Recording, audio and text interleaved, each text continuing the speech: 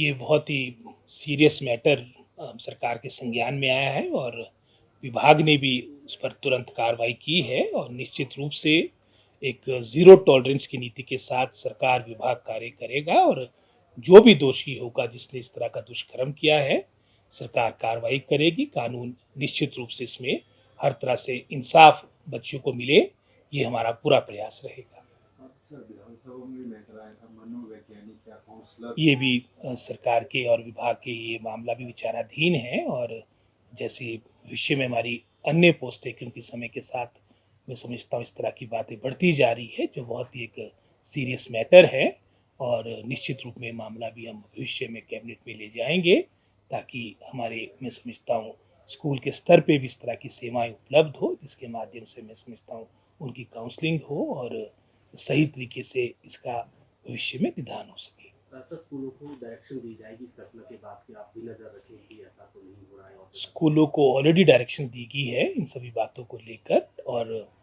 निश्चित रूप में जहां पर भी मैं समझता हूँ कोई लैप्स होगा, डिपार्टमेंट उस पर कार्रवाई करेगा। इसके अलावा सर हमारी सरकार 2022 के अंत में सत्ता में आई थी, जनता जनार्दन के आशीर्वाद से पूरे प्रदेश में जो आपकी सिंगल विदाउट टीचर जो स्कूल्स थे उनकी संख्या लगभग कोई आपकी 600 के आसपास थी। हमने युक्तिकरण के माध्यम से, रैशनलाइजेशन के माध्यम से, कुछ अपॉइंटमेंट्स के माध्यम से ये संख्या कम करके 400 की है, लेकिन अभी भी मैं समझता हूँ काफ़ी आपकी 400 जैसे मैंने कहा कि विदाउट टीचर स्कूल्स है और इसके अलावा भी जो आपकी सिंगल टीचर स्कूल्स है इसकी संख्या तो अभी भी वर्तमान में 3000 के आसपास है। तो जो अभी काउंसलिंग के माध्यम से हमारे को 21-2200 पोस्टें मिली है, टीजीटी और जेबीटी के हमारे जो टीचर्स हमारे को उपलब्ध हो चुके हैं, तो हमारा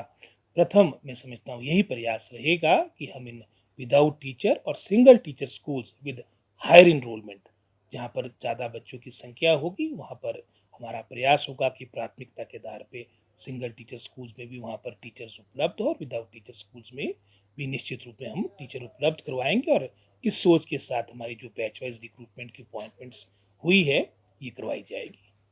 मुद्दा चला हुआ है और ये वर्तमान सरकार का ही नहीं, अतीत में भी पिछली सरकार के समय से एनटीटी टीचर्स जो वर्तमान में हमारी एनईपी पॉलिसी के तहत भी अनिवार्य है, उनकी रिक्रूटमेंट का प्रोसेस चला था और इसमें भी पिछले 1-1.5 वर्ष से जब से हमारी सरकार बनी है, गहन चिंतन के बाद हमने निर्णय लिया है, जैसा माननीय मुख्यमंत्री ने भी अपनी बजट स्पीच में 6237 जो हमने प्रथम चरण में एनटीटी टीचर्स रखने हैं,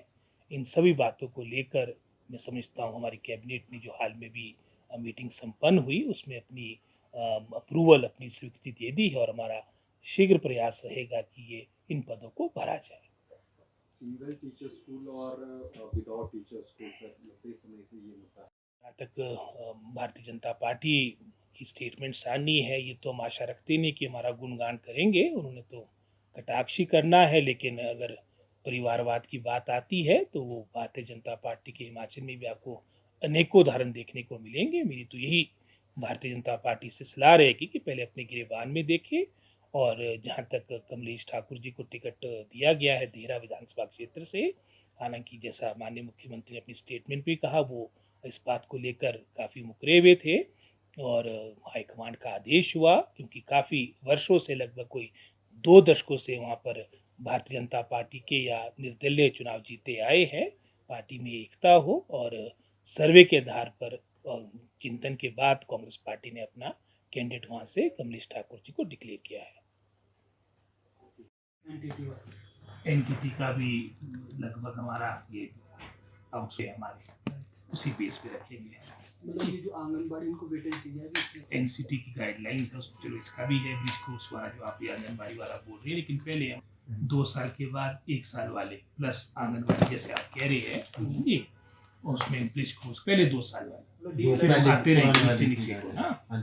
शुरुआत तो हो जाए, जो पहले वायलेट कर ही नहीं सकते ना जी, आप चाह कर वायलेट नहीं कर सकते उसको,